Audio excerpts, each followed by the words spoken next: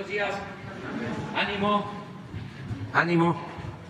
Bueno, pues vamos a informar. Hay una muy buena noticia, pero la vamos a dejar para más tarde. Empezamos con quiénes tienen los precios y luego vemos los videos y de manera especial vamos a tratarlo del salvamento arqueológico en toda la ruta del Tren Maya con el antropólogo Diego Prieto. Y luego continuamos. Felicitaciones a Guillermo del Toro, director de cine mexicano, por el premio Oscar con la película Pinocho. Nuestras felicitaciones a este mexicano excepcional, cineasta, Guillermo del Toro. Es un orgullo para México. De lo que voy a hablar más adelante, que creo que también es una muy buena noticia, muy buena, es que ganó nuestra selección de béisbol. Le ganó a Estados Unidos. De eso vamos a hablar más adelante. Es todo un acontecimiento. 11-5, bien arreglados. Bueno, vamos. Muy buenos días, señor presidente. Muy buenos días a todas y a todos ustedes. ¿Quiénes quieren el precio de los combustibles? El promedio de la gasolina regular la semana pasada, 22 pesos con 15 centavos el litro. El promedio de la premium, 24 pesos con 26 centavos. Y del diésel, 23 pesos con 62 centavos. Con corte el 9 de marzo, la mezcla mexicana de petróleo, $65 con 95 centavos de dólar. Subió un poco, pero continúa en la banda como varias semanas entre los 52 y los $72, como pueden ver en la gráfica. Por eso el incentivo fiscal aumenta un poco esta semana. Es 47.3% para la regular, 22.4% para la premium y 43.7% para el diésel. Por eso estamos atentos a que este subsidio llegue a las y a los consumidores, que no se lo quede un gasolinero en la bolsa. Vamos a ver las tres marcas mascareras. La semana pasada fue Redco, Chevron y Oxogas. Ojalá Oxogas se ajuste pronto, porque siempre ha estado a media tabla. Ahora han dado peleando el 1, 2, 3 de los más careros, mientras que los tres aliados de los y las consumidores la semana pasada fue Winstar, ExxonMobil y Orsan. Vamos a ver ahora para cada una de las gasolineras quién fue la que tiene el margen más alto, con el precio más alto. Fue Arco en Culiacán, Sinaloa, un precio al público de 23 pesos con 99 centavos, un margen de 4 pesos 38 centavos. Fueron los que se pasaron de rosca por mucho esta semana, y vamos a compararlo con los 15 centavos de margen de franquicia Pemex en Canacín, Yucatán, con un precio al público de 21 pesos con 9 centavos. Recordemos que de esos 4 pesos, pues ellos ahí se están embolsando, sin lugar a duda, la mayor parte del subsidio fiscal, y eso pues lo podemos impedir también nosotros como consumidoras y consumidores, buscando proveedores cercanos a través de la app de litro por litro que sí den a un precio justo. Corpo Gas en Cancún, Quintana Roo, con un precio al público de 25 pesos 18 centavos y un margen de 3 pesos 1 centavo, son la opción más cara con el margen más alto, mientras que con 17 centavos de margen y un precio al público de 22 pesos con 40 centavos, la opción más económica es de franquicia Pemex en Veracruz. Por último, en el diésel tenemos que la opción más cara con el margen más alto es Arco, otra vez en Hermosillo, Sonora, 25 pesos con 59 centavos y un margen de 4 pesos 51 centavos, exageradísimo el margen. Compárenlo con los 15 centavos de Repsol en Tuxtla Gutiérrez, Chiapas, en consecuencia un precio al público mucho más bajo, 23 pesos con 51 centavos. Atendimos 191 quejas y denuncias la semana pasada a través de la app del litro por litro, que recuerden la pueden descargar de manera gratuita en Android y en iOS, a través de 293 visitas y o verificaciones. Fueron 2 gasolineras que no se dejaron colocar los sellos a pesar de haber encontrado irregularidades, una en Zaguayo, Michoacán, y otra en Miguel Alemán, Tamaulipas, y 3 gasolineras que no se dejaron verificar, 2 en Zaguayo, Michoacán, quién sabe qué les picó allá en Zaguayo, y una en Morelia, Michoacán. Ahí damos una descripción de estos casos y además seguimos verificando los sanitarios que estén limpios y que no los cobren. Vamos a ver quién es quién en el gas LP. En el gas LP tenemos que, haciendo corte el 8 de marzo, convirtiendo a pesos y a kilos, el precio internacional está en 22 pesos con 23 centavos el kilo, y el promedio de las 220 regiones en el país, 19 pesos con 69 centavos el kilo, mientras que para tanques estacionarios ese mismo día el precio internacional 12 pesos con 3 centavos y el promedio de las 220 regiones en México 10 pesos con 63 centavos. Seguimos encontrando aliados de los consumidores que dan por debajo del precio máximo en Tamaulipas, en Nuevo León, en Coahuila y en Jalisco. Ejemplo de ello, Termogas en Altamira, Tamaulipas, con un precio al público de 10 pesos 9 centavos por litro, cuando el precio máximo es 50 centavos arriba, 10 pesos con 59 centavos. En el caso de los cilindros de gas, encontramos aliados de los consumidores en el Estado de México, en Quintana Roo, en Jalisco, en Oaxaca, en Veracruz, en Hidalgo y en Chihuahua. Un ejemplo de ello, Azteca Gas en Atizapán, en el Estado de México, 19 pesos con 52 centavos el kilo, el precio máximo 20 pesos con 15 centavos. Hay una diferencia poquito abajo de un peso, y realizamos 841 visitas o verificaciones y encontramos 3 irregularidades menores en este tema para esas visitas y verificaciones. Vamos a ver los 24 productos que más se consumen de alimentos y bebidas en la familia mexicana, y tenemos como el índice nacional de precios al consumidor para bebidas y alimentos se ha empezado a mantener estable, empieza a tener una línea recta, mientras que se mantienen por debajo los precios de los 24 productos en el precio alto y en el precio bajo, una ligera baja en el alto, un ligero aumento en el promedio de los bajos. Vamos a ver por regiones. En la zona centro, el precio más alto lo encontramos en Walmart, en Querétaro, 1,039 pesos con 80 centavos, solo 80 centavos por arriba del precio que ellos han venido manejando, el precio máximo ya por varios meses para esta canasta. Recuerden que es una moderación voluntaria que hacen tanto productores como los grandes distribuidores en el país, en colaboración con las consumidoras y consumidores de México y con el gobierno federal. El precio más bajo está en Bodega Aurrerá, 895 pesos con 60 centavos. Aquí también buen precio en general, aunque lo pueden mejorar en la central de abastos de Iztapalapa, 947 pesos con 70 centavos, está entre los 5 más económicos de esta zona. Y en la zona centro-norte, el precio más alto lo tiene la central de abastos de Durango, 1,034 pesos con 10 centavos, aún así por debajo de los 1,039. Y Mega Soriana en Michoacán, en Morelia, tiene el precio más bajo, 919 pesos con 40 centavos. Para la zona norte, el precio más alto, 1,085 pesos con 80 centavos, es de H-E-B Saltillo, en Saltillo, Coahuila.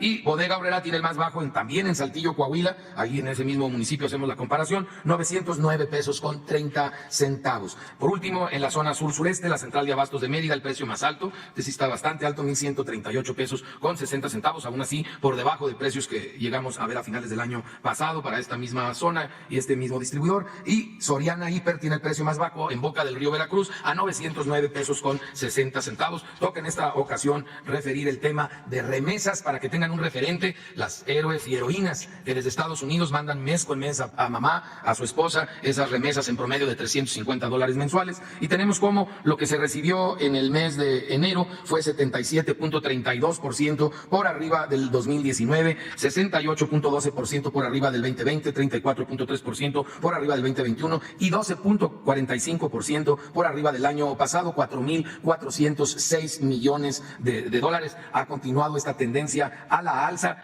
gracias a esas héroes y heroínas que desde Estados Unidos continúan enviando en promedio $350. Vamos a ver qué fue la remesadora allá en Estados Unidos, porque allá ustedes toman la decisión para que rindan más sus dólares acá en México, y la mejor opción fue Ulink, que nos dio por $350 6,289 pesos con 50 centavos, porque no cobra comisión y tuvo un tipo cambiario de 17 pesos con 97 centavos. El segundo lugar que conviene cuando van a enviar más de $1,000 allá nuestras paisanas y paisanos, aunque tiene una comisión muy alta, la más alta, $10, tuvo un muy buen tipo cambiario, 18 pesos con 24 centavos por dólar, pero solo conviene cuando mandemos más de $1,000, si no, Ulink es la mejor opción. Y la peor opción en cualquier circunstancia es Sigue, que está cobrando una comisión de $9 con 66 centavos de dólar, un tipo cambiario de 17 pesos con 22 centavos para envío de efectivo, y que vienen llegando acá a México 5,860 pesos con 65 centavos. Para depósito en cuenta, Ulink es la mejor opción, también porque no cobra comisión, 17.97, y el tipo cambiario y 6,289 pesos con 50 centavos, lo que se recibe por acá en México. Y Sigue la peor opción, sigue siendo la peor opción, Sigue 5,860 pesos con 65 centavos, una comisión también de 9.66 de dólar y un tipo cambiario de 17 pesos con 22 centavos. La Financiera del Bienestar es la que más municipios cubre en el país, 1,217 municipios, mientras que el que más sucursales tiene con el mejor horario es OXXO, 19,146 sucursales en 1,040 municipios del país. Recuerden que de este lado decidan por la cercanía para no gastar en ir a recoger ese dinero, y que determinan el tipo de cambio y la comisión allá, la paisana, el paisano, el héroe, la heroína que envía estos $350 cada mes. Muchas gracias. Buenos días, presidente. Buenos días, compañeras y compañeros de los medios. No quisiera dejar de traer a la memoria a quien fuera director del Instituto Nacional de Antropología e Historia, el doctor Enrique Florescano, que falleció el lunes hace 8 días.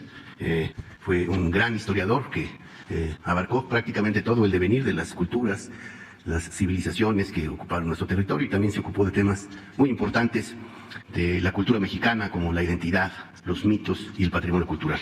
También recordamos, por supuesto, al primer actor, Ignacio López Tarso, que nos dejó el día de antier. Presidente, pues vamos a dar cuenta del inmenso trabajo arqueológico que está desarrollando de la mano de la obra prioritaria del Tren Maya. Como ustedes pueden observar, los trabajos de prospección ya se han concluido al 100% en todos los tramos, del 1 al 7, de manera que ya hemos recorrido, considerando variantes, más de 1.600 kilómetros lineales de derechos de vía. Esto además de las obras complementarias e inducidas del propio tren, que nos ha permitido identificar elementos que constituyen la base de la más grande investigación arqueológica que se haya desarrollado en el área maya de México y Mesoamérica. En cuanto a excavaciones arqueológicas, ya solo tenemos tarea en los tramos 5, 6 y 7. En el tramo 5 ya hemos otorgado liberaciones para visto bueno de obra en 81.97% del tramo y no tiene ningún problema de avance la obra en este tramo 5. En el tramo 6 hemos otorgado vistos buenos de obra a 60.71% del trazo del tramo 6 y en el tramo 7 al 57.36% del trazo. Tenemos desplegados en todo el territorio, tanto para salvamento arqueológico como para el mejoramiento de las zonas arqueológicas, a 520 arqueólogos y otros especialistas, topógrafos, droneros, ambientalistas, geómatas, geólogos, biólogos, antropólogos físicos. Estamos concentrando el esfuerzo por instrucciones del señor presidente para que antes de que concluya el mes de abril podamos terminar los trabajos de salvamento en los tramos 6 y 7, particularmente en este último, que en el derecho de vía resguarda más de 11,000 vestigios identificados ya gracias a la prospección. Y debido a ello se ha establecido un dispositivo, por indicaciones del señor presidente, para que tengamos 500 elementos del personal militar que están haciendo tareas en apoyo al salvamento, independientemente de los elementos que están directamente en las obras y la ingeniería del proyecto. Tenemos además el apoyo de 400 brigadistas que corresponden a el refuerzo del trabajo arqueológico que nos está otorgando el gobierno de Campeche, el gobierno de Quintana Roo, la Semarnat, la Secretaría de Bienestar, la SEDATU y el Instituto Nacional de Avalúos y Administración de Bienes Nacionales, INDAABIN. Ellos están apoyando para favorecer la tarea de salvamento arqueológico, insisto, para que antes de que concluya el mes de abril tengamos los vistos buenos de obra al 100% del trayecto del tren. Y solo en el tramo 7 tenemos 1,240 brecheros que nos están ayudando para las tareas de despalme, limpieza y habilitación de las áreas para el salvamento arqueológico. El material y la información arqueológica va creciendo. Hemos ya recuperado información de 46.416 bienes inmuebles entre cimientos, albarradas, basamentos, caminos, templos, zonas habitacionales, palacios y un conjunto muy importante de elementos que denota la enorme densidad de población que llegó a tener el área maya mexicana. Hemos obtenido ya 832,000 fragmentos de cerámica, tiestos de cerámica que estamos analizando para poder reconocer intercambios, temporalidades, fechamientos y sistemas de asentamiento. 1,795 bienes muebles, metates, cerámica, figurillas, elementos de lítica, puntas de flecha, cuchillos, elementos de pedernal, una gran cantidad de bienes que, después de ser restaurados, podrán ser exhibidos en museos y salas de exposiciones. Lo mismo que 697 vasijas que están, muchas de ellas, en proceso de restauración, algunas ya restauradas. 490 enterramientos humanos y 1,261 rasgos naturales asociados a la presencia de grupos humanos, fundamentalmente cuevas, cenotes, grutas, terraceados para la instalación de milpa y otros elementos naturales que constituyen parte del patrimonio biocultural. Y estamos trabajando intensamente en las 26 zonas arqueológicas que se seleccionaron para el programa de mejoramiento de zonas arqueológicas, una de las cuales está en el sur de Quintana Roo, es Sibanché, unida a Quinichná, de la cual vamos a presentar un video. Con su permiso.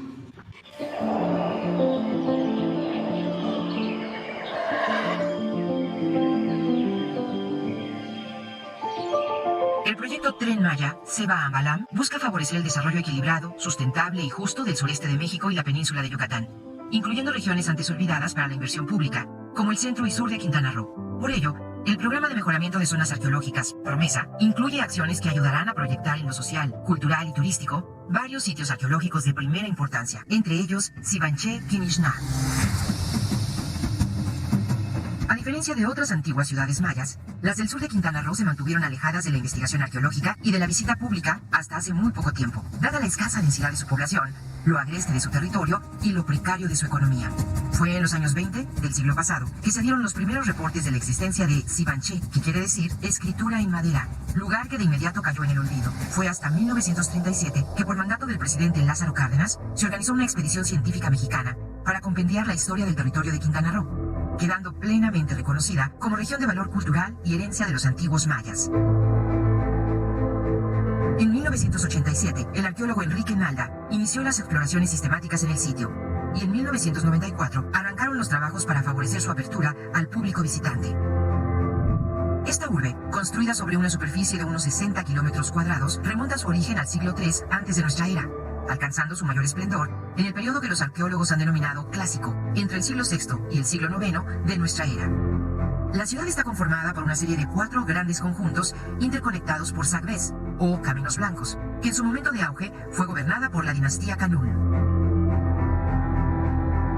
En este sitio, la monumentalidad de la arquitectura resalta sobre el paisaje de la selva. Entre sus principales edificios destacan el Templo de los Cautivos, cuyas escaleras fueron construidas con bloques de piedra de un templo más antiguo, y donde se aprecian figuras labradas de hombres cautivos atados de pies y manos, las más antiguas en su tipo encontradas en el área maya.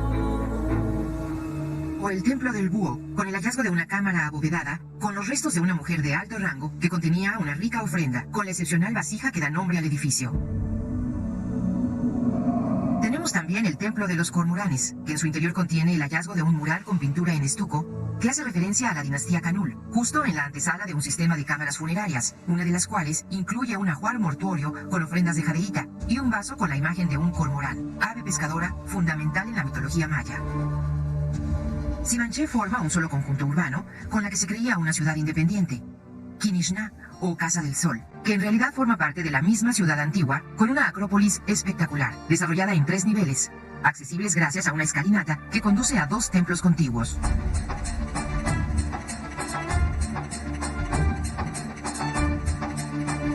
El conjunto Sivanché-Quinixná forma parte del Promesa, Tren Maya, que incluye diversas acciones como el equipamiento de la unidad de servicios, el mejoramiento de senderos al interior de la zona, los servicios digitales, un pozo profundo para los servicios hidráulicos, señalética y senderismo, campamento de arqueología, sala de introducción al sitio y, sobre todo, un intenso programa de investigación y conservación arqueológicas. Así, el Tren Maya, además de un proyecto prioritario de desarrollo regional y turístico, abre una gran ventana para la investigación histórica y antropológica, lo que constituye una valiosa oportunidad para entender mejor a los mayas del sur de Quintana Roo, que han peleado siempre por su lugar en la historia, en el presente y en el futuro de nuestro país plural, que aspira a la justicia, la libertad y la democracia. Tahkanak ich kaholtik, yabulak balo tik chimak kabo. Yetel kimak olong upahtak tik batik, ti uchmek nyatil, yatulaka yokolka. Kiayam, kakoso kusumil hat sebam balam, yak kamkobu berutalo. Naten, ti hat sebam balam. Es todo. Vamos con un video. La Comisión Nacional del Agua informa los avances en la construcción del Parque Ecológico Lago de Texcoco. En el vivero se concluyó con la reforestación de 14.5 hectáreas de suelos salinos y se mantienen los trabajos de repique. Asimismo, se da mantenimiento a las instalaciones del biofiltro. Finalizaron los trabajos de recolección de semillas de especies de la zona. En el jardín central se continúa con la plantación de árboles para la reforestación con un acumulado de 480 ejemplares. Como parte del equipamiento, se continúa con el montaje de las estructuras metálicas en los kioscos de los estacionamientos, en los cuales se han colocado 75 columnas de acero. Se inició el recubrimiento de 450 metros cuadrados con pasto y continúan los trabajos de excavación de cepas para el sembrado de árboles. En la instalación de la red hidrosanitaria se tiene un acumulado de más de 14 kilómetros de tubería. Asimismo, se tiene un avance de más de 20.000 metros cuadrados en la colocación de piezas prefabricadas en las áreas peatonales. En los cuerpos de agua iniciaron los trabajos de desmonte y desasolve del canal que permitirá realizar la conexión entre la laguna de Texcoco Norte y el lago Nabor Carrillo. Se avanza en el armado de los muros perimetrales para uno de los 3 humedales que se construirán en el parque. Se continúa con el desmonte para las vialidades al interior del parque, así como la conformación del terrapén inicial en el área del estacionamiento, y continúan los trabajos en las estructuras de los parabuses. A la fecha, se han generado 5.200 empleos en la construcción del parque. De acuerdo. Bueno, pues vamos a felicitar a los beisbolistas que nos están representando en el Clásico Mundial de Béisbol. Ayer ganaron, lucieron bastante bien como caballos, así se dice en el béisbol. Representaron con mucha dignidad a México y le ganaron a Estados Unidos. Estamos hablando de los mejores beisbolistas de grandes ligas de Estados Unidos. Y la novena mexicana, el equipo nuestro, desde la primera entrada empezó a hacer carreras. Destacó muchísimo el primera base, Meneses. Él es de Culiacán, Sinaloa. Estaba en AAA, pertenece, creo, a Washington, de grandes ligas. Cuando sale Soto, que es un bateador de los más importantes ahora en grandes ligas, y lo transfieren se arreglan por más dinero en su contrato, pasa a San Diego, suben a Meneses al equipo grande de Washington. Y desde que llega empieza a batear arriba de 300 en la temporada regular. O sea, lo tenían injustamente relegado. Y es como el Soto. Claro, no gana lo que le pagan a Soto, gana mucho menos, pero es un peloterazo, tremendo bateador. Ayer bateó 2 jonrones desde la primera entrada. Y lo felicitamos mucho, fue el más valioso del juego ayer. Produjo carreras, creo que 3 o 4 carreras de las 11 las produjo él. Y el otro que lució mucho fue Arozarena, de origen cubano, nacionalizado mexicano. Él estuvo en México, jugó en México, jugó en Yucatán y nos pidió que quería nacionalizarse mexicano. Y nos dijo que si se nacionalizaba, él está en grandes ligas también, iba a jugar con el equipo de México y está cumpliendo, porque sí le dimos la nacionalidad el año pasado y está ahí, y aplicadísimo. Además, es muy buen bateador y produjo también. Ayer batió un doblete. Les puedo comentar todo esto porque me desvelé viendo el juego. Valió la pena. Bueno, dirigió magistralmente Benjamín Gil, que es el manager. Muy bien, sobre todo el manejo del picheo. Abrió Sandoval, que estuvo fenomenal, un pitcher zurdo. Había el cuestionamiento de que cómo Sandoval iba a enfrentar a los mejores de Estados Unidos. Pues les quitó el bat, no le hicieron nada en las 3 entradas que estuvo pichando. Y luego, muy acertadamente también, Benjamín Gil, el manager, manejó los relevos. Estuvo muy bien también, pitcher Javier Assad, también relevista, y todos los demás estuvieron muy bien. Porque no es cualquier cosa mojarle la pólvora a esos cañoneros de Estados Unidos. Mis respetos para ellos. Pero fueron superiores los mexicanos, mucho mejor, batearon bien, no se achicopalaron. El béisbol es como la buena política: cabeza, corazón y carácter, las 3 C. Y mucho carácter, arrojo, pasión y serenidad. Nada de que tengo al mejor bateador, segundo mejor bateador de Grandes Ligas y no voy a saber qué tirarle. Los pitchers de ayer de México, con aplomo, tirando todas las pichadas. Y no pudieron batearles. Entonces, nos fue muy bien. El martes va a México contra Inglaterra y el miércoles contra Canadá. Pero el juego de anoche era muy importante y lo ganamos. ¿No tienes por ahí algún fragmento para ver lo que sucedió? Se fue el corredor, el lanzamiento está conectado con Tazo tremendo. La carrera de la izquierda, va atrás. Es Meneses. ¡Y largo! Meneses. Y allí lo tienen. El soberbio tablazo de cuadrangular por el jardín de la izquierda. Meneses le dio sin ningún tipo de cariño y aquí están las 2 primeras anotaciones para el equipo de México. Sí, el oriundo de Culiacán, Joey Meneses, conectando entonces este cuadrangular de 2 carreras que pone en larga distancia está conectando Rolling. Difícil allá el disparo que se rápido, organizar el piconazo quieto. Eso parecía algo, pero fue eso. El esfuerzo que tiene que hacer Magnier, esto permite que llegue la tercera rayita para el conjunto mexicano. Desde la tercera, Meneses en goma.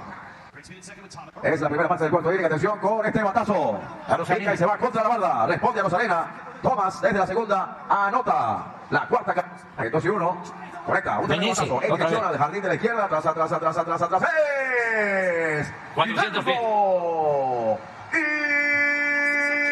allí lo tienen. El segundo tablazo de cuadrangular para Joey Meneses.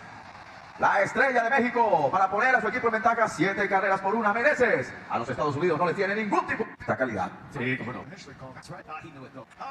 Batazo. Otro. Por la parte izquierda. Pica y se va hasta lo profundo. Va a ser una extra base. Desde segunda ya está la goma. Llega la octava para el equipo mexicano en las piernas de Osip de México. Roditel le cuenta negativa el lanzamiento. Rolling.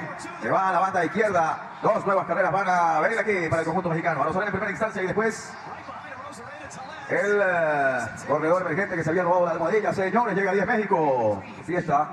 Las tribunas repletas. Batazo.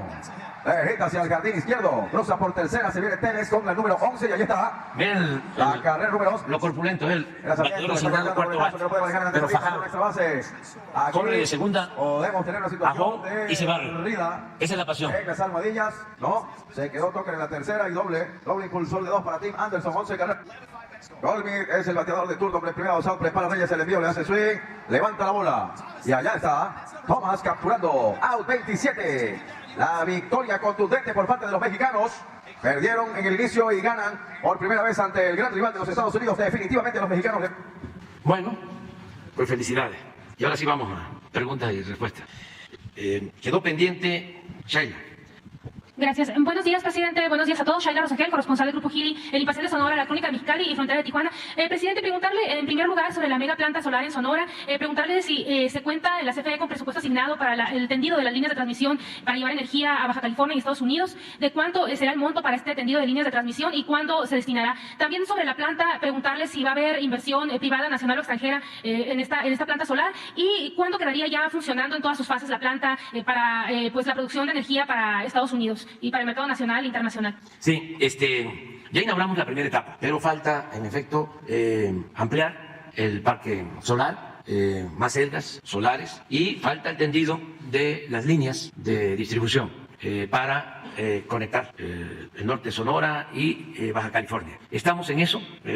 Nosotros vamos a dejar ya una segunda etapa el año próximo, y las líneas de transmisión hacia Baja California. Ya está en el proyecto ese plan. Puede ser que venga el director de la Comisión Federal de Electricidad y vengan los técnicos de la Comisión Federal para informarles sobre la planta solar de Peñasco y sobre todos los planes que se tienen en el caso de Sonora y todo lo que significa generar más electricidad mediante plantas eólicas, solares, desde luego la modernización de las hidroeléctricas que continúa, todo lo que es producir energía renovable. Vamos a contar con la visita de nuevo el día 21 de marzo, si no hay cambios en su agenda, nos va a acompañar el secretario Kerry, que es el representante del presidente Biden para el cambio climático. Él va a estar el día 21 de marzo. Lo invité a que me acompañe a Guelatao, porque ese día conmemoramos, celebramos el nacimiento del presidente Juárez en su pueblo. Siempre lo hago, siempre vamos allá. Entonces vamos a estar el día 21. ¿Por qué lo invito a él? Porque el presidente Juárez mantuvo una muy buena relación con el presidente Lincoln. Le reconocía mucho el presidente Juárez al presidente Lincoln, el que nunca haya reconocido a Maximiliano, nunca reconoció al imperio, nunca aceptó que se invadiera México. Lincoln mantuvo una postura de mucho respeto hacia México y de apoyo a la lucha del presidente Juárez. Entonces vamos a estar en Guelatao y de regreso en Oaxaca vamos a hacer una reunión que tiene que ver con energías renovables. Y ahí vamos a tratar Plan Sonora, plantas solares, eólicas, todo lo que estamos haciendo. Esto va a ser el día 21 de marzo. Presidente, ¿y si hay entonces un presupuesto ya asignado para esas líneas de transmisión? Sí, yo pienso que por lo que estás preguntando y además porque es muy importante, hace falta que vengan los técnicos de la Comisión Federal y que expliquen aquí todo el plan. Hacemos ese compromiso. Gracias, presidente. Ya en una segunda pregunta, preguntarle, presidente, pues sobre esta declaración que hizo Ovidio Guzmán el 7 de marzo ante un juez en donde negó ser Ovidio Guzmán, preguntarle qué opina sobre esto y este proceso que se está llevando en torno a su extradición. Bueno, los abogados utilizan estas tácticas legales o legaloides para ganar tiempo. Son tácticas dilatorias. Son legítimas porque los abogados se dedican a eso y ese es su trabajo. Pero desde luego, sí se trata de Ovidio. Nuestros adversarios dicen que no es Ovidio. Los conservadores y sus voceros, que están desatados, con mucho desparpajo, declarando cosas, además mostrando el cobre, haciendo el ridículo. Entonces ahora dicen que no es Ovidio, que fue un invento nuestro, una maniobra para engañar. Así está en las redes. Miren, a ver si tienes ahí lo que escribió en su página el presidente del PAN, presidente de un partido conservador, defensor de la corrupción, pero también del intervencionismo. Miren lo que puso el presidente del PAN. Si actuáramos de manera estricta, como ellos dicen, en forma hipócrita, de que la ley es la ley, pues esto es un acto antipatriótico que no está permitido constitucionalmente, legalmente, a un partido político. Miren lo que dice, yo voy a leer, luego me vas a poner la fotografía, búscala, en donde fueron los conservadores a traer a Maximiliano, porque es lo mismo, no cambia, ¿no? Por eso, cuando tenía yo que definir cómo llamarles, tenía yo la opción de decirles aristócratas, oligarcas, derechistas, y opté por llamarles conservadores, porque además de otras cosas, son partidarios de mantener el statu quo, de que nada cambie. Dice, López Obrador debe reconocer su rotundo fracaso en materia de seguridad, corregir y retomar la necesaria colaboración con la DEA. La DEA, porque no todo el mundo sabe, es como la CIA, nada más que la DEA es una agencia del gobierno de Estados Unidos para el combate a las drogas. Una agencia del gobierno de Estados Unidos, como la CIA también es una agencia con otros propósitos que tiene que ver con la inteligencia y otras tareas, acciones del gobierno de Estados Unidos. Entonces, es el gobierno de Estados Unidos. Retomar la necesaria colaboración con la DEA para combatir a los carteles del narcotráfico que generan muertes, violencia e intranquilidad a las familias mexicanas. O sea, el que puso esto, no sé si hubo un comentario ahí, a ver si lo ponen completo, porque no necesito yo responder. Bueno, para empezar, miren el comentario de este Abraham Mendieta. No se aceptan narcoconsejos. Pero vaya desfachatez. El señor García Luna, que fue de inteligencia, el de la DEA mexicana, con Fox, y luego secretario de Seguridad con Calderón, ha sido juzgado en Estados Unidos y se le declara culpable y tiene que estar mínimo 20 años en la cárcel hasta pena perpetua. Bueno, ese señor posiblemente va a hablar porque va a buscar que le reduzcan los años de cárcel y va a decir lo que pues es obvio, es de sentido común, de juicio práctico, de que él informaba a sus jefes, a Fox, a Calderón, y que también tenía vinculación con la DEA y trabajaban de manera coordinada, porque con la DEA y con otras agencias de Estados Unidos echaron a andar, por ejemplo, y eso está demostrado, el operativo Rápido y Furioso. Los gobiernos de Estados Unidos y de México en ese entonces permitieron la entrada de armas al país, armas que supuestamente traían sensores y que iban a ser detectadas cuando llegaran a manos de los narcotraficantes. Imagínense ese plan, esa ocurrencia en un gobierno que estaba completamente infiltrado, porque García Luna protegía, de acuerdo al juicio, a un cartel. ¿Qué sucedió? Pues las armas llegaron, en efecto, a manos de delincuentes y las usaron sin problema para asesinar a mexicanos y a estadounidenses. Eso era lo que significaba la cooperación con la DEA. Pero ya que estamos en esto, hace muy poco, no más que todo se oculta, porque tenemos medios de información, ya lo hemos dicho en otras ocasiones, que callan como momias cuando se trata de informar con veracidad y gritan como pregoneros cuando se trata de atacarnos, porque buscamos que esto ya no se repita y que haya justicia y que no haya corrupción y que no haya impunidad. Hace muy poco, estoy seguro que los que nos están viendo no lo saben, la mayoría, de que al que estaba de jefe de la DEA en México, que tardó como 1 año o 2 años, de jefe de la DEA, lo destituyeron, nada más, porque le encontraron de que convivía con narcotraficantes. Y este señor me recomienda que nos alineemos a la DEA. Ah, no, pero agrega en una declaración de que si yo no me alineo, me va a pasar lo de García Luna. Yo no soy Calderón. ¿Cómo se llama el señor?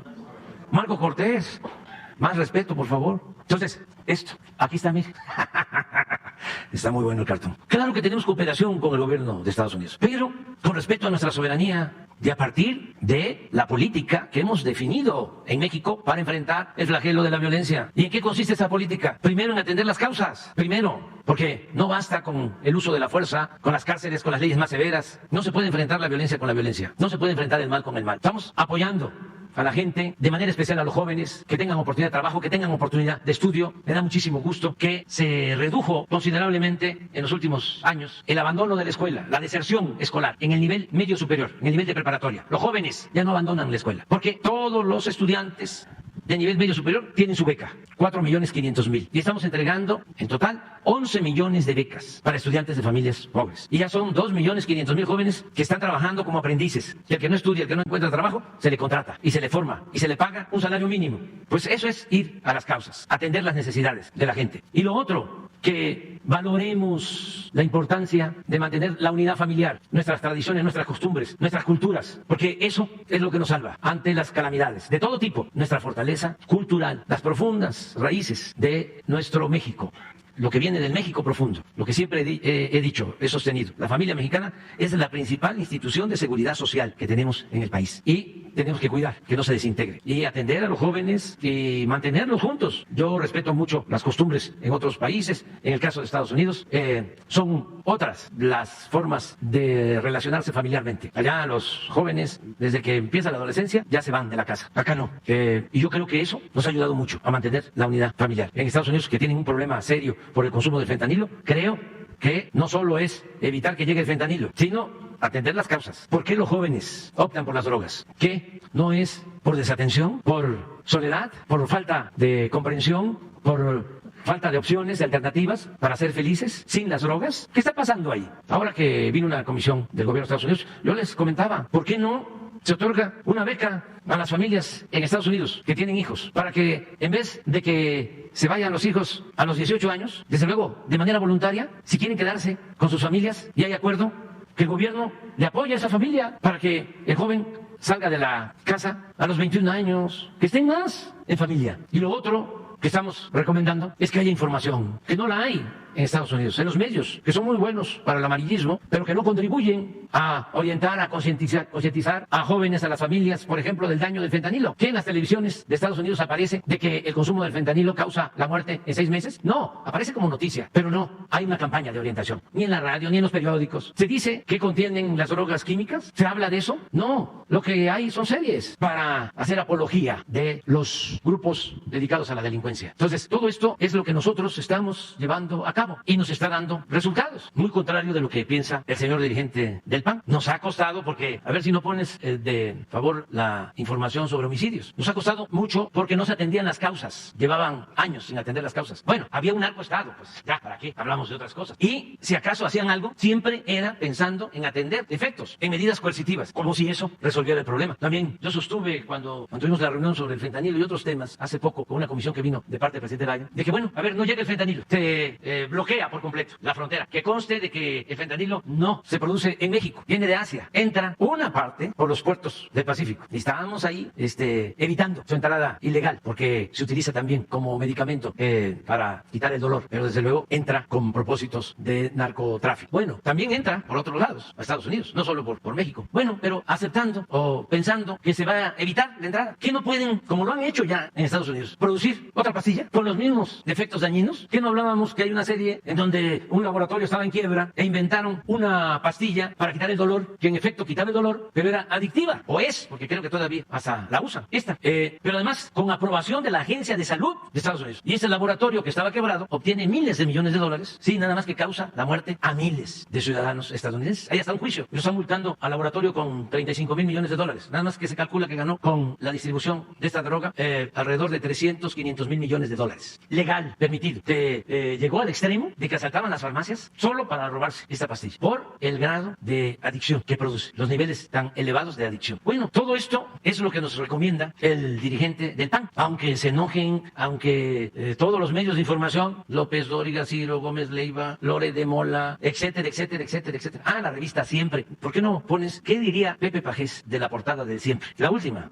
No, es donde sale que un legislador de Estados Unidos me reclama lo mismo, porque parece que actúan de común acuerdo los conservadores de México con los legisladores del Partido Republicano y con los que siempre han querido someter a México, porque eso es un asunto de soberanía. Cuando estaba Calderón, entraban a México los de la DEA y de todas las agencias sin pedir permiso, se metían hasta la cocina. Es más, ellos manejaban la Secretaría de Marina. ¿Y cuál fue el resultado? Más asesinatos, más asociación delictuosa entre autoridades de México, de Estados Unidos y el crimen organizado. No vamos a seguir con esa política. Y si continúan presionando, pues vamos nosotros a estar informándole al pueblo, porque llegaron al extremo unos legisladores del Partido Republicano de plantear que si no nos alineábamos, igual que el PAN, iba a intervenir el ejército estadounidense en nuestro territorio. Nos iban a invadir. Eso es una falta de respeto. Esa amenaza no la aceptamos. Por eso hoy va a estar en Washington el secretario de Relaciones Exteriores de México reunido con todos los cónsules nuestros en Estados Unidos para informarle a los mexicanos que viven, que trabajan en Estados Unidos y a todos los latinoamericanos y también a los estadounidenses de la manera alevosa, prepotente en que actúan estos legisladores, y informar también de lo que estamos haciendo, de que es falso de que no estemos nosotros atendiendo el problema. Al contrario, si no actuáramos como lo estábamos haciendo, México sería un infierno, porque estaría en manos de la delincuencia de cuello blanco y de la delincuencia organizada. Habría, como lo hubo en el tiempo de Calderón, un narcoestado, y eso ya no existe en nuestro país. Aquí hay una auténtica democracia. El gobierno es del pueblo, no de las élites, no de las mafias económicas o políticas. Esa es la diferencia. Ahora, está siempre, miren, este es un senador, creo, ¿no? Pero miren a la portada. Señor presidente, ¿a quién representa? ¿Al pueblo o a los carteles? La señora de siempre es la que habló aquí cuando vinieron a manifestarse con el sonsonete de que al INE no se le toca. Ya, nada más falta que digan, a García Luna no se le toca, a Calderón no se le toca, a la DEA no se le toca, a la prensa vendida, alquilada, no se le toca. Así está. Todavía hay una caricatura histórica buenísima, pero esos son otros asuntos de siempre, de cuando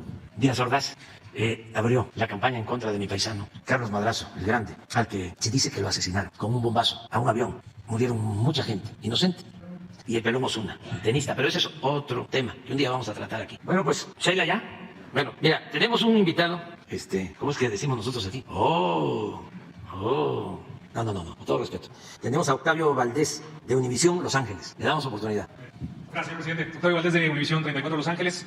Para hablar en gran parte de lo que usted está mencionando, esta relación, esta prensa, estos mensajes que se están enviando desde el otro lado de la frontera, poniendo sobre advertencia a los connacionales, a los compatriotas, estas alertas de viaje que todos los días pues tenemos que estar informando en el sur de California y desde California hasta Florida. Solamente 2 estados mexicanos en este momento para el Departamento de Estado norteamericano serían seguros para viajar de parte de nuestros connacionales a México. Estamos hablando de Yucatán y estamos hablando de también Campeche. El resto, por lo menos 5, se pide no viajar de ninguna manera. Mencionaba el procurador, como usted lo hace desde hace muchos años, los héroes, las heroínas, que pase lo que pase, pues no se olvidan de México y siguen viendo por sus familias de este lado. Vienen días importantes, vienen vacaciones y ante este nivel de alerta también de lo que ha pasado en los últimos días en Tamaulipas y algunos otros acontecimientos muy lamentables, hay preocupación y hay miedo sincero de muchas personas, muchas familias, muchos ciudadanos mexicanos que se ponen en este entredicho de viajar o no a México de la forma regular que se debe de hacer y que nos gustaría hacerlos a todos. Para usted, señor presidente, la pregunta ¿es seguro viajar en este momento a México con todo lo que se está viendo, con todas estas alertas y con parte de estos hechos muy lamentables que se han visto, más allá del discurso que usted da todos los días y lo que se ve en las notas y en las noticias en México, del otro lado del río, del otro lado de la frontera, estamos inmersos en otra vorágine de noticias? Me gustaría hacerle esa pregunta. ¿Es seguro, usted garantizaría que los mexicanos del otro lado pueden venir a nuestro país y visitarlo de manera segura? Es más seguro México que Estados Unidos. No hay ningún problema para viajar por México con seguridad. Pero eso además lo saben los ciudadanos estadounidenses y lo saben desde luego nuestros paisanos que están allá. Ellos están bien informados. Tratamos de hacer. Sí, tan es así de que usted dice las alertas del gobierno hablan de que solo se puede viajar a Campeche y a Yucatán. Si fuese así, no estarían llegando tanto estadounidenses a vivir a la Ciudad de México y a todo el país. Claro. En estos últimos años es cuando más estadounidenses han llegado a vivir a México. Entonces, ¿qué es lo que está sucediendo? Es este doble ¿Por qué discurso. esa paranoia? Es este doble discurso. Es un doble ¿De discurso. qué lado se ¿De dice qué no lado? vengas? Sí. Y las familias aquí también, bueno, dicen, la cosa no está tan fácil. Sí hay situaciones complejas, ustedes decidan. Y el que está en el entredicho de viajar o no, No, necesita pero no saber tan entredicho. una respuesta. No, esta es una campaña en contra de México de los políticos conservadores de Estados Unidos que no quieren que se siga transformando el país para bien de los mexicanos. Y esos políticos conservadores dominan, ese es un problema que ustedes tienen, a los medios de información. La mayor parte de los medios de información de Estados Unidos están al servicio de los grupos de intereses creados en ese país. Están bajo el dominio de grupos económicos y políticos. Las televisoras. ¿Cuál es la de usted? Univisión también. Sí, pero no solo esta televisora. Allá hay unas cadenas de televisión a favor de los demócratas. Creo que en esas es donde están ustedes. Y otra cadena, ¿cómo se llama? Fox, a favor de los republicanos. Sí. Entonces, está uno viendo la televisión en Estados Unidos y si es la de usted, los republicanos son malísimos. Y si no. Espérenme. Sí. Sí. Es que aquí es comunicación, es mensaje de ida y vuelta. Eso es la comunicación. Entonces, ve uno, ¿cómo se llama? Fox. Y está muy mal todo lo que hace el presidente Biden, la Casa Blanca. Pero se va a la prensa escrita y aquellos periódicos famosísimos, ¿no?, que todavía le siguen llamando de mucha influencia, el Washington Post, el New York Times, el Wall Street Journal, igual, no representan al pueblo estadounidense, representan a grupos de intereses creados, políticos y económicos, a las élites del gobierno y a las élites del poder económico en Estados Unidos. Entonces, no representan a los ciudadanos. Afortunadamente en Estados Unidos, como en México, la gente, los ciudadanos, ya tienen otras formas, otros mecanismos para obtener información de lo que realmente está sucediendo. Y ya no les creen a ustedes, o no les creen todo, como era antes. Ese es un fenómeno, un cambio muy importante que se está dando a nivel mundial. Aquí en México, en eso hemos avanzado muchísimo. México es de los países con menos analfabetismo político. Fíjense, no es que tengan miedo, no es que haya la realidad esta de violencia que usted menciona, no, es manipulación, pura y vil manipulación. Lo que sucede es que afortunadamente los ciudadanos, la gente, usted va, no mencionó Quintana Roo, ya porque supuestamente también es inseguro. Sí, en la lista. Vaya a Cancún, ¿saben cuántos vuelos llegan diarios? O aterrizan y despegan. Más de 700 vuelos. Están llegando turistas a Cancún como nunca habían llegado. Entonces, nada más que es un asunto, yo le diría, de tipo político y ni siquiera político, politiquero, que tenemos que seguir enfrentando, porque ustedes, la mayoría de los medios, lo que quieren es crear una percepción de inseguridad, ¿sí?, para decir, no funciona el gobierno populista, comunista, caudillista, mesiánico de López Obrador. No No es así. Al contrario, la intención de venir con usted directamente es esto. Usted mencionaba hace unos días que el periodismo tiene que servir a la gente, al pueblo. Sí. Y es precisamente la intención de estar aquí con usted, sin manipulación, preguntarle de viva voz a usted, el líder del país, su percepción al respecto. Es eso. Y le agradezco la respuesta. Si usted nos dice, es seguro, es seguro, mucho más seguro, claro. Eso vamos a comunicar. Sí. Eso téngalo en cuenta. Es mucho más seguro que en Estados Unidos. Nada más que ustedes, por ejemplo, los medios de información, no hablan de los carteles de Estados Unidos. No hablan de eso. Es como si llegara la droga en submarinos, ¿no? Ahora que están de moda los globos, bajan, ¿no?, toneladas de droga a Estados Unidos con marcianos, ¿no? Y allá, ¿sí?, como está todo tan avanzado, se pide por internet y se surte. Y es una red invisible. Allá no hay narcotraficante. ¿Cómo le llega al joven la droga? ¿Quién la vende? ¿O es nada más acá? Y de eso no hablan. Te estoy informando hoy que hace como 2 meses detuvieron, pero creo que nada más lo destituyeron del cargo, al que era el jefe de la DEA en México. Y no se volvió a hablar nada de él. No se sabe nada. La DEA no informó, pero tampoco lo hicieron allá. Allá es como el castillo de la pureza. Entonces, hace falta que los medios, y esto es algo que hacemos con todo respeto, desde luego, pues recojan más los sentimientos de la gente, que no estén nada más haciendo periodismo para las élites. Al contrario, tratamos de llevarlo eso es hasta abajo. Muy bueno. Hasta abajo. O sea, si van ustedes a Oaxaca, si van ustedes a Chiapas, aquí en la Ciudad de México, vaya hoy a comer a un restaurante de la Roma o de la Condesa de Polanco y va a ver cuántos estadounidenses se va a encontrar. Bueno, ya hay hasta esa queja, esa protesta, de que están llegando tantos que está aumentando el precio de las rentas y de la alimentación y lo que cobran en los restaurantes. Si fuese México como lo pintan allá, ustedes, no tú, o sea, estamos hablando de las corporaciones, que eso es lo otro. Decía, una vez platiqué con Emilio Azcárraga, afinado, que le llamaban el Tigre. Y era un hombre, pues muy controvertido. Decía que no se tocaba a la Virgen de Guadalupe, ni al ejército, ni al presidente. Cosas así, ¿no? Pero era muy franco. Una de las pláticas que tuve con él cuando empezábamos en la oposición y queríamos que se abrieran los espacios. La primera entrevista de televisión que me hicieron me la hizo Jacobo Zabludowski en Televisa. Siempre le voy a agradecer eso. A los dos. A Emilio Azcárraga, que falleció porque él lo autorizó, y a Jacobo. Desde luego, me la hicieron grabada. La hicieron en la mañana y pasó en el noticiero de la noche, 24 horas. Jacobo con el mismo traje de la mañana salió, como si fuese en vivo, por aquello de que no fuese yo a decir algo que necesitara corte y confección, ¿no? Pero le agradezco porque fue la primera vez. Entonces hablaba yo con él y él se quejaba. Decía, en Estados Unidos quieren meternos el country y nosotros queremos que escuchen a las bandas de música. Decía, es que a veces pienso que ese no es un país, es una especie de sociedad anónima. Durísimo. Nada más que no vayan a decir que como ya falleció lo digo. No, platicamos cosas abiertas. Muy buenas pláticas con él. Sobre el entretenimiento, el papel que jugaba la televisión, ellos justificando eso, también justificando que había libertad y que si no nos gustaba un canal, que le cambiáramos a otro. Eran sus argumentos cuando nosotros estábamos cuestionando de que estaban cerrados, porque estaban completamente cerrados. Entonces, en Estados Unidos sí existen corporaciones. Son las que dominan, las grandes corporaciones. Entonces, esas mismas corporaciones, los dueños de esas corporaciones, los consejeros de esas empresas, deberían de plantearse la necesidad de llevar a cabo una reforma profunda, tajante, en la forma de hacer periodismo, en la forma de informar. No es fácil. Es como la manía que tienen de querer intervenir en otros países. Eso viene, desde el Destino Manifiesto, y luego se convierte en doctrina política cuando Monroe habla de que América para los americanos. Y no se queda ahí, sino es América para los americanos también y el mundo. Entonces, eso tiene que cambiar. Tiene que haber respeto a las soberanías de los países. Somos independientes. México se fundó hace miles de años. Tiene profundas raíces culturales. Nosotros heredamos costumbres, tradiciones de grandes civilizaciones. Y además tenemos una historia política fecunda. Este es un gran país con una gran cultura y por eso tenemos un pueblo bueno, un pueblo trabajador. Muy trabajador. De los más trabajadores del mundo. Entonces, pues se tienen que ir acostumbrando a respetarnos como nosotros los respetamos y los vamos a seguir respetando. Afortunadamente, ahí va, poco a poco van cambiando las cosas, pero ahora vuelven a sacar, ¿no?, lo autoritario, lo prepotente, esto de que si no se alinean a la DEA, les vamos a invadir. No así, pero queremos que intervenga el ejército estadounidense para combatir a los narcos mexicanos y tratarlos como terroristas. Y vamos a presentar una iniciativa. ¿Qué es eso? O sea, es realmente ofensivo.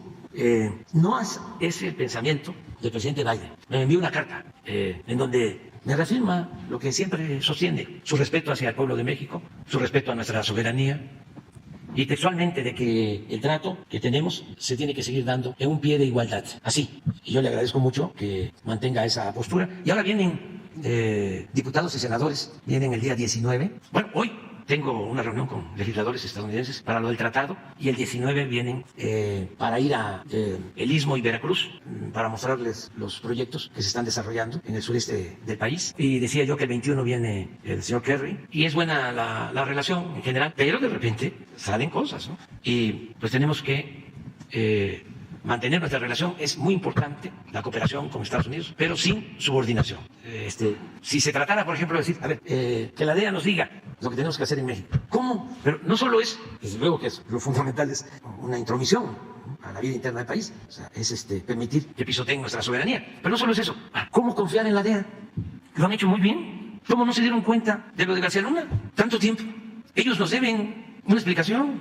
Ojalá. Y antes de que García Luna pueda convertirse en testigo protegido, que ellos sostengan qué sabían de García Luna y qué sabían también de los jefes de García Luna, por qué se han quedado callados. Y además, este último asunto del jefe de la DEA en México, ¿qué pasó? ¿Por qué no nos informan? Ojalá le den a usted una entrevista. Vamos a pedir, y sí le informamos. Y nos da mucho gusto que esté aquí con nosotros. Gracias, presidente. Gracias, señor presidente. Buenos días, Berenice Telles. Bueno, más que una pregunta, señor presidente, el día de hoy es un planteamiento que están haciendo hoy la Organización Campesina de la Sierra Azul. No es la primera vez que se encuentran aquí al exterior de Palacio Nacional solicitando su intervención para la liberación de los presos políticos de Aguas Blancas, este acontecimiento el 28 de junio del 95. Hablando de García Luna, es un tema que justamente pues viene de esta administración. Cuando García Luna estaba al frente de la AFI, pues se dio este lamentable acontecimiento en Guerrero. Y bueno, el compañero Gilberto Aguirre Baena, pues el día de este mes alcanzó la preliberación, conculcando una pena de más de 20 años de cárcel. El juez determinó que que tendría que pagar una reparación del daño de 80,000 pesos para poder obtener su libertad después de 20 años de cárcel y no donde no hay parte acusadora, o sea, ¿quién se le va a reparar el daño? Este crimen, que fue un crimen ya incluso catalogado como de lesa humanidad. Entonces, una vez más se encuentran al exterior del Palacio Nacional solicitando su intervención para la liberación y la resolución ya de este tema tan doloroso para nuestro país también, señor presidente. Sí, vamos a que los atienda. Hoy mismo Rosa Isela Rodríguez nos va a recibir y sí estamos buscando que liberen a todos los presos políticos, en este caso los que tienen que ver con los asesinatos que cometió el gobierno o elementos del gobierno de Guerrero contra campesinos y que culparon a gente inocente y los tienen detenidos. Rosa Isela los va a atender. Hemos estado haciendo trámites con el Poder Judicial, pero en algunos casos no hay sentencia, en otros casos que tienen otros delitos y nos han estado dificultando la libertad de estos dirigentes y campesinos que son inocentes, que deberían de estar libres. Así es, el caso de Antonio Barragán Carrasco, que tiene 108 pruebas a su favor de que fue torturado durante 5 días. Sí. Pero hay un procedimiento que tiene que ver con los jueces, que son los que tienen que ayudar, y no lo hacen. Por eso sostengo que una buena parte del Poder Judicial, no todos desde luego, están nada más al servicio de caciques y de potentados. No imparten justicia, no atienden a la gente pobre, solo atienden a los que tienen dinero y tienen buenos abogados. No atienden al que no tiene con qué comprar su inocencia. Sí, en este caso, bueno, pues pedir 80,000 pesos para una reparación del daño cuando no hay parte acusadora, cuando se le fabricaron delitos, bueno, pues es que no son terrible. No le tienen amor al pueblo. Ese es el fondo del asunto. No le tienen amor al pueblo. Son de corazón duro y son indiferentes al dolor humano, insensibles. Por eso no deberían de estar ahí. Pero ya hablamos de que no es un asunto fácil, es complejo. Es algo que tiene que ver con la formación de los abogados, que durante el periodo neoliberal no lo formaron con humanismo, los formaron para hacer dinero, para el lucro. Y es como el caso de los empresarios, ¿no? Ortiz Mena decía que se podía hacer negocios, pero con ganancias razonables. Yo coincido con eso, que una empresa pueda hacer negocio o un particular con ganancias razonables. Pero no era así, era atraco, robarse todo. Entonces un profesional, un abogado, cobra sus honorarios razonables. Un servidor público, ¿cómo va a ser que llegaron a ganar hasta 500, 600,000 pesos mensuales los ministros de la Corte? El que se atreve a cobrar esa cantidad de dinero en un país con tanta pobreza es un deshonesto y no puede estar impartiendo justicia. No puede ser servidor público. Pero todo esto pues, es lo que tiene que ir cambiando y sí los van a atender. Rosa Isela los va a atender hoy. Gracias. Ya te. Gracias, señor presidente. Sería... Muy bien. La acompañante. Gracias, presidente. Buenos días. Judith Sánchez Reyes, de La Verdad Noticias. Presidente, desde hace días el exsecretario de Seguridad, Genaro García Luna, ha sido el centro de atención en muchos ámbitos, ya que ha quedado de manifiesto su culpabilidad por diversos delitos, así como ha quedado identificada y revelada la red de complicidad con la que pudo realizar los mismos. Pero poco se habla de las víctimas de estos actos. De hecho, bueno, pues se desconoce cuántas personas perdieron la vida o cuántas personas pues fueron desaparecidas justamente en este periodo, bajo sus órdenes. Y algo que está saliendo a la luz de manera reciente es que hay una gran cantidad de personas que fueron encarceladas injustamente. La semana pasada, los familiares de 14 personas privadas de la libertad en el periodo de García Luna presentaron una denuncia ante la Fiscalía General de la República por el delito de traición a la patria. Entre ellos, familiares de Jerónimo Martínez, que fue en su momento director del Cerezo de Apodaca en el estado de Nuevo León, que fue el primer servidor público, de hecho, aquí en México, en investigar a García Luna mientras era director jurídico de la Secretaría de Seguridad Pública. A él se le acusó 2 veces por el mismo delito, estuvo preso 8 años. Al final fue liberado con el beneficio preliberatorio de libertad condicionada. En 2020 se le otorgó el reconocimiento de inocencia, el cual tenía que ser respaldado por la Presidencia de la República, así como la publicación de la sentencia en el Diario Oficial de la Federación, lo cual no sucedió. También estuvieron presentes en esta manifestación familiares de quienes fueron víctimas de montajes idénticos al de Florence Cassés, un modus operandi, ¿no?, que se revela tenía la Agencia Federal de Investigación. Detenían a diversas personas en diversos estados de la República, los introducían en una casa, montaban toda una escena, ¿no?, la grababan y hacían como que liberaban a los secuestrados y obviamente detenían a los secuestradores. Varios de los detenidos se les torturó de manera física y psicológica. De hecho, está la historia de Juan Edgar Quintero González, quien firmó su culpabilidad escuchando la violación de la cual era objeto su esposa. La mayoría de los detenidos fueron personas de escasos recursos o indígenas que solo hablaban su dialecto, y eso obviamente pues les garantizó el hecho de que no se pudieran defender en su momento. Solo como dato también comentarle, presidente, que en el reclusorio sur están identificados por lo menos 34 personas detenidas desde hace 17 años y la mayoría de ellos no tiene sentencia. La pregunta en este sentido es saber si habrá una revisión de estos casos, cómo va a ser reparado el daño a las personas que tienen más de 16 años presos de manera injusta, y también cómo se está planteando o cómo se visualiza el dar apoyo a estas víctimas. Efectivamente, la semana pasada estos familiares salieron a denunciar estos casos. Sin embargo, pues durante 10 años que estuvo esta persona al frente, tanto en la agencia como en la Secretaría de Seguridad Pública, bueno, pues puede haber más personas. ¿Qué instancias estarían dispuestas a abrirse para justamente que los familiares e incluso las propias víctimas pudieran pues plantear sus casos y sus historias? Bueno, esto lo está viendo la secretaria de Seguridad Pública, Rosa Isela Rodríguez. Todos estos casos podrían ser atendidos por ella. Aunque nosotros no tenemos pues facultades precisas en lo jurídico, porque tiene que ver con el Poder Judicial, sí podemos ayudar, es nuestra obligación ayudar. Entonces nosotros podemos atenderlos, ver cómo están sus casos. Lo estamos haciendo en lo que tiene que ver con Vallarta y con otros presos que fueron torturados y que les fabricaron delitos, pero que o no tienen condena, y por eso nuestra ley de amnistía no puede aplicarse, o tienen condena pero les aparecen otros delitos, y estamos en eso. Lo de no tener condena es realmente un acto atroz de injusticia. De no tener condena después de 10 años, de 15, hay hasta de 20 años sin condena. Es una violación además a la Constitución. No hay justicia expedita en estos casos. Entonces sí vamos a seguir viéndolos. Te pido que nos ayudes informándole a Rosa Isela o poniendo en comunicación a estas personas o explicando nada más lo mismo. Sí, bueno, estas personas ya se manifestaron y eso fue público, ¿no? Con ella, para que ella, Rosa Isela, los busque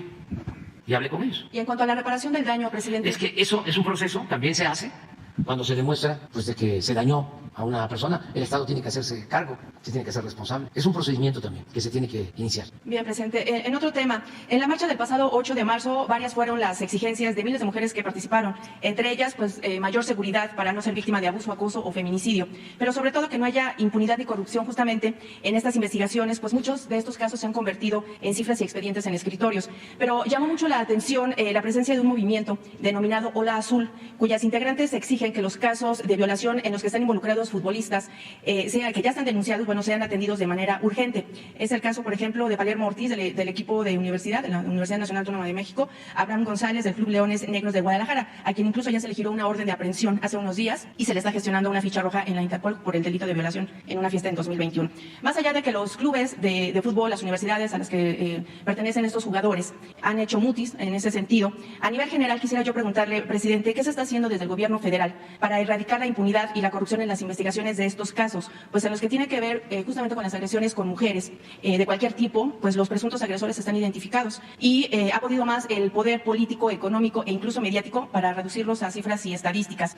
Está, por ejemplo, la agresión hacia las mujeres es ya una situación cotidiana, es cruenta ya, se están dando casos pues cada vez más frecuentes a nivel nacional, porque la percepción también que se tiene es que no ha habido casos ejemplares en otras agresiones o en otros casos justamente para castigar a los culpables, para detenerlos. En ese sentido, presidente, preguntarle, ¿qué responde usted a estas exigencias que se hicieron ahora en esta manifestación de la semana pasada en diversas plazas del país, que de manera masiva, pero que día con día también en las redes sociales y en los medios de comunicación se está buscando dar a conocer estos casos de agresiones? Y también preguntarle qué información tiene usted respecto a la desaparición de 6 mujeres que se dio justamente la semana pasada en Celaya, Guanajuato. Bueno, en todos los casos estamos trabajando, garantizando la seguridad todos los días. Eso es lo que hacemos. A eso le damos más tiempo que a otras actividades del gobierno. Todos los días de 6 a 7 de la mañana. Pero no solo aquí, en Palacio, que nos reunimos todos los integrantes del gabinete y revisamos lo sucedido en las últimas 24 horas. Y vemos qué delitos se cometieron, en dónde se cometieron, cuántos homicidios, feminicidios, qué se está haciendo. No solo es esta mesa diaria. En todos los estados se hace lo mismo. Se reúnen autoridades estatales. En la mayoría de los estados, los gobernadores, gobernadoras, los comandantes de la Guardia Nacional, de la Marina, del Ejército, los secretarios de Seguridad Pública, los fiscales, todos trabajan de manera conjunta y hay una coordinación. Y no se permite la impunidad. Pero y vamos avanzando. ¿Están quedando impunes o están quedando impunes? Pues casi no. Antes pues imperaba la impunidad. Ahora no. Ahora el que comete un delito, sea quien sea, es castigado. Por eso informamos cada 15 días. Ahora le voy a pedir, por lo que me estás planteando, a la Secretaria de Seguridad que dé a conocer casos de abusos a mujeres, de violaciones, de asesinatos o feminicidios que se están atendiendo. Lo que pasa es que solo tenemos la oportunidad de informar en esta conferencia. Los medios de información, como están en contra de nosotros, la mayoría no informan, porque lo que quieren es sembrar la idea de que hay mucha violencia y hay impunidad. Nosotros no protegemos a nadie, no establecemos relaciones de complicidad con nadie. Y diariamente, hoy les puedo transmitir lo que nos informaron, no sé si se pueda. Sí, vamos a darlo a conocer hoy en la mañana, entre otras cosas. Lo de la saxofonista. Sí, hoy nos informaron. ¿Por qué no pones el informe? Todos los días. Y el asesinato que hubo en la Ciudad de México y fueron a dejar el cuerpo de la joven allá en Morelos, ya se tiene todo. Y no hay impunidad. Dice, va a castigar a los locos. Pero así tenemos varios casos, que le voy a pedir a Rosa Isela que, como tú dices, que no sean números, que se dé a conocer la información, los datos, pero que diga, este caso se resolvió así, este caso se está investigando de esta manera, porque es el único espacio que tenemos esta mañana. Hay un bloqueo completo. Y ahora, como nunca, están molestísimos, porque como quedó al descubierto las ligas que tenían los medios de información con García Luna, están enojados, pero como nunca, ofuscados. Veo a López Dóriga y dice, el presidente habla de que ya no hay feminicidios, pero miren, asesinaron a una mujer en Guanajuato. Eso ayer. Y a la hora hubo otro acto de violencia, pero así, hasta Calderón. Les voy a mostrar un Twitter de Calderón de hace 2 o 3 días. ¿Con qué autoridad moral? Es el mundo al revés. Ahorita se los voy a mostrar. Pero todo eso enojo, porque quedó al descubierto que él, consciente o inconscientemente, estaba al frente de un narcoestado. ¿Y qué culpa tengo yo? Pero esto es de hoy. No sabemos, pero lo que quiero decirles es que diario atendemos estos casos. El presidente. Bueno, quizá porque esos son casos que trascienden a los medios, pero por ejemplo, presidente, el caso de estas chicas que están denunciando ahorita. Pero todos los casos se analizan y se investigan y se castigan. Todos. O sea, mira, pon la gráfica de lo que pasó el fin de semana. Una gráfica. O sea, revisamos todo lo que sucede en el país y tomamos decisiones. No somos iguales. ¿Cómo era antes? El presidente tenía una reunión diaria de seguridad con todo su gabinete. Se reunía el presidente con el secretario de la Defensa, con el secretario de Marina, con en este caso la secretaria de Seguridad Pública, con el de la Guardia Nacional, con el subsecretario que tiene que ver con derechos humanos, con el secretario de Gobernación. No, recibían si acaso un informe cada 15 días. O cuando había un asunto grave, le llamaban o le pasaban una tarjeta. Nosotros estamos todos los días atendiendo esto. Mire, esto fue lo que pasó el fin de semana. Y ahí está nuestra preocupación. Guanajuato. De todos los delitos, 238 homicidios el fin de semana, 15% en Guanajuato. Esto también responde a tu pregunta, en parte. Esto fue el fin de semana. 5 estados que deben de estar en la lista. A lo mejor dices, no, Campeche dices tú, o sea, Yucatán no está. Quiere decir que 4 estados que están en la lista de Estados Unidos no tuvieron homicidios. Viernes, sábado y domingo. Sí, sí.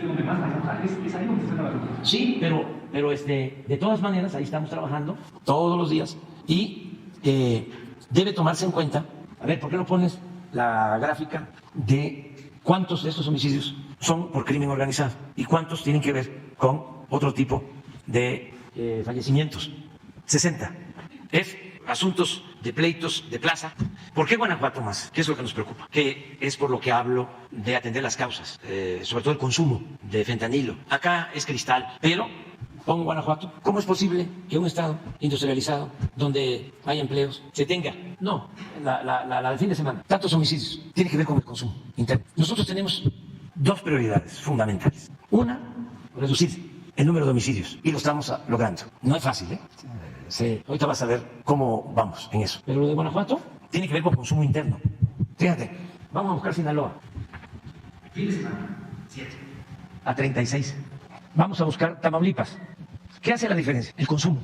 Donde hay consumo interno, narcomenudeo, hay enfrentamientos. O sea, se pelean por el mercado, por la venta de la droga. Entonces, ¿qué es lo que más nos importa? Que no haya consumo. Nosotros tenemos esa gran reserva de valores culturales, morales, espirituales, que nos ayuda a limitar, a reducir, o a que no siga creciendo el consumo. El problema en Estados Unidos del fentanilo es consumo. Entonces, esto ya lo estamos atendiendo.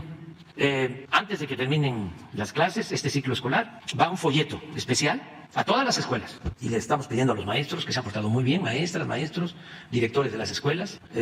Vamos a enviar una circular, la secretaria de Educación, un folleto que estamos elaborando, para que todos los días, en la clase que corresponda, ya sea biología, ya sea educación física, civismo, la clase que corresponda, en secundaria y preparatoria, se dé 15 minutos una orientación sobre el daño que causan las drogas. Y esto mismo ya lo tenemos en radio y en televisión, en campaña, porque de eso depende mucho. Entonces, nuestra prioridad es que no tengamos consumo. Lo segundo que va aparejado es que de esa manera vamos a bajar los homicidios, que se dan precisamente por eso. Y en tercero, que lo estamos haciendo, es cooperar, ayudar a Estados Unidos para que se combata el narcotráfico. Pero las 2 prioridades nuestras es que en México no haya muertos, primero. Y segundo, que no aumente el consumo de drogas. Por eso la atención a los jóvenes. Porque si se nos dispara el consumo, no sé qué cosa sucedió en Guanajuato. Estamos analizándolo. Si se nos dispara el consumo, ya entonces sí, se complica mucho, mucho más. Guanajuato estamos analizando hasta el comportamiento de los trabajadores en las maquilas. Estamos analizando si ganan lo justo, si las jornadas son de 8 horas. Porque tenemos ya información de que para resistir las jornadas agobiantes de trabajo y por otros problemas también, ya tenemos consumo en las plantas, la atención a los jóvenes, y esto lo estamos atendiendo. También es fundamental, repito, el evitar que se desintegren las familias. La familia es, en México, fundamental, es nuestra principal institución, repito, de seguridad social. Entonces, estamos en eso. ¿No pones lo de Calderón, el Twitter de Calderón? Presidente, bueno, mientras, ¿cuál sería su respuesta ante las exigencias que se pues no dieron? No va a haber impunidad para nadie, que las mujeres tengan la seguridad absoluta, y les hablo con sinceridad y con el corazón, de que no vamos a dejar sin castigo a quienes cometan abusos a mujeres, y no hay impunidad para nadie. Tengo mi conciencia tranquila. Pero ¿saben también por qué lo digo? Porque con fines politiqueros, de repente los panistas se volvieron feministas. Vienen aquí, ¿no? Cuando ponemos la valla, porque quisieran que no pusiésemos la valla para que quemaran el palacio. Entonces vienen aquí y dicen, cobarde, no tengas miedo, da la cara. Xochitl Gálvez y otros legisladores. ¿Cómo se llama la otra? Sí. Pues es propaganda, ¿no? Muy corriente, de mal gusto. Y bueno, finalmente, presidente, preguntarle sobre el caso de Segalmex. La semana pasada, la Fiscalía General de la República consiguió 22 órdenes de aprehensión contra exfuncionarios y beneficiarios de los desvíos por los delitos de delincuencia organizada, lavado de dinero y peculado derivado de la compra simulada de miles de toneladas de azúcar en Segalmex. Este fin de semana, el INAI pide a Liconza aclarar la compra de 20,000 toneladas de leche en polvo que se adquirieron en 2020. 2022, ya que de acuerdo a las observaciones de la Auditoría Superior de la Federación, hay una falta de toma física de inventario, salidas sin facturar de mercancía, inventarios faltantes, entre otros. Hay voces que reconocen que hay un buen inicio en esta investigación para aclarar este desfalco millonario, pero que no van de fondo dado que no van justamente contra los responsables o contra los que ellos creen que pudieran ser señalados. ¿Qué responde usted al respecto, presidente? Pues que nosotros presentamos la denuncia y hay 8 detenidos y hay otras órdenes de aprehensión. Y es lo mismo, no hay impunidad, no somos iguales. Eso habla de que son funcionarios, anteriores digamos, presidentes del periodo neoliberal, no somos iguales. O sea, no permitimos a nadie que se robe el dinero, que abuse de su cargo, sea quien sea. Entonces, nuestros adversarios andan buscando que nosotros actuemos mal. En este caso, por ejemplo, no presentemos denuncia o digamos, como ellos en sus mentes retorcidas piensan, a estos no los tocas, ni que fuera el INE. El INE no se toca. Calderón no se toca, García Luna no se toca, la DEA no se toca. No, ellos lo saben. Entonces, van a tener que estar inventando cada vez más. Investigaciones, por ejemplo, de periódico o revista Animal Político. Ahorita les voy a explicar en una imagen. Me faltó la de los conservadores. A ver, ponla de los conservadores. Y les voy a poner otra imagen. Dicen que una buena imagen habla más que 1000 palabras. Estos fueron cuando fueron a buscar a Miramar, a Maximiliano. Todos estos son los mismos. Estos son los inspiradores de los actuales. Y si se hace el análisis de cada uno de ellos, eso se los dejo de tarea porque está fuertecito. Pero en fin, pónganme las fotos del Animal Político, pero pónganla donde está Claudio también. Las dos. Entonces se va a llegar, digamos, a fondo y se va a llegar... A fondo. ¿Y qué decían antes? ¿Qué decían antes los corruptos? Caiga quien caiga, no me temblará la mano. La ley es la ley. Pura simulación, pura demagogia. Ahora no es así. Miren, Claudio. Claudio, papá. Miren, es la corte. Entonces, como ya no está invitado al grito de independencia, pues ¿cómo voy a invitar a Claudio al grito de independencia? A ver, ponme la otra. Miren el de Animal Político. Periodismo independiente, objetivo, profesional, cercano al pueblo, distante del poder. Aquí está. Eso con Calderón. Con Peña, billullos. Entonces se va a castigar a los de Segalmex. ¿Y se va a estar informando? Sí, y se va a estar informando. Gracias, presidente. Ya vámonos a desayunar. Estoy muy contento con el triunfo de México. De nuevo, pues terminó como a las 11. ¿Sí? Desde las 8 yo regresé de la gira por el sureste para la supervisión del Tren Maya, como a las 6, y a las 8 ya estaba yo ahí. Me di cuenta ayer que es mi pasión el béisbol, como es mi pasión esto que hago de representar al pueblo de México y sobre todo defender a los pobres. Y como es también mi pasión la historia. Pero ¿saben por qué me di cuenta que es mi pasión el béisbol? Claro, la principal pasión es el servir al pueblo. Se enojan en mi casa, dicen que es lo que me obsesiona, ¿no? Y sí, pero ya termino. Yo voy a terminar en septiembre del año próximo, me jubilo y se acaba. No vuelvo a hablar de política con nadie, ni vuelvo a participar en nada. Pero les voy a decir lo del béisbol. Resulta que ponemos la televisión y estoy parado y me aviento así como 3, 4 entradas. No me podía yo sentar, estaba yo, pero involucrado completamente, metido, embarrado ahí. Eso le debe de pasar a los que les gusta el fútbol, ¿no? Mucho, o el básquet, o cualquier otro deporte, ¿no? Los intelectuales, a los que les gusta la lectura, por ejemplo, pueden leer un libro parado. Son pasiones. Mañana, la reunión es a las 10. Sí, tenemos ya información, se está haciendo la investigación y puede ser que mañana, hoy mismo, Rosa Isela, informe. ¿Mande? ¿De dónde?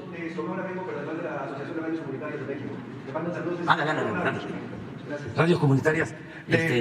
Yo pertenezco a la MARC, la Asociación Mundial de Radios Comunitarias de México. De hecho, soy el representante nacional que ahora que nos reunimos todas las radios del país en elección democrática, como debe de ser para estas organizaciones, decidieron que yo fuera su representante por el siguiente periodo, por 3 años. A fin de cuentas, la representación, usted lo sabe bien, es una voz nada más, soy la vocería. Es esta idea de traer la voz. La primera que le traigo es de Lubianos, acá cerquita. Al ratito viene Indalecio Benítez, un luchador social, que trae desde su radio comunitaria algunas peticiones, las vamos a entregar aquí en Atención Ciudadana. Le pedí que nos viéramos después de la mañanera para acompañarlo. Y pues precisamente las radios comunitarias, como toda radio, somos un medio de mucha cercanía. Cuando nosotros hablamos al aire, le hablamos a nuestros vecinos. Yo vengo de Hermosillo, Sonora, ahí le hablamos a la ciudad, pero de repente le hablan a la comunidad más pequeña, con un transmisor de 20 watts, usted lo sabe. Usted participó en una radio indigenista hace muchos años, sabe cómo funciona todo esto. Nos preocupan muchas cosas en las radios comunitarias. Estuve platicando con algunos compañeros y le quiero hacer una pregunta muy concreta. Nos preocupa el futuro. Ahorita que lo escuchaba hablar de que el cambio tiene que ver en el cambio de cultura. Es un tema que yo he traído. Yo me dedico a la cultura, también soy artista escénico.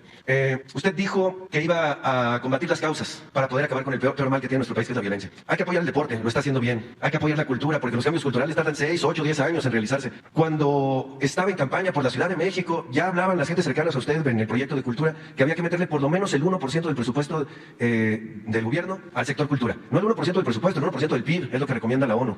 Ahorita en México andamos por abajo del 1% del presupuesto a cultura, y gran parte de ese presupuesto se está yendo en una obra que va a ser muy valiosa, que es acá Chapultepec, pero que deja desprotegido de repente a ciertas actividades culturales de a diario en las comunidades. Y junto con esto yo sé que la escuela en muchas comunidades es el centro de la actividad cultural. Sé que se está trabajando en la nueva escuela mexicana. Que nos platique lo más breve que puedo, que lo deje para otro día para platicarlo ampliamente, pero que se tome la molestia de platicarnos sobre el presupuesto de cultura, cuándo vamos a llegar a ese 1%, que era una promesa, y cómo le estamos haciendo con la construcción de una nueva escuela mexicana que sea eso, un centro cultural de cambio social. Gracias. Sí, mira, se está invirtiendo en cultura como nunca, pero depende qué entendemos por cultura.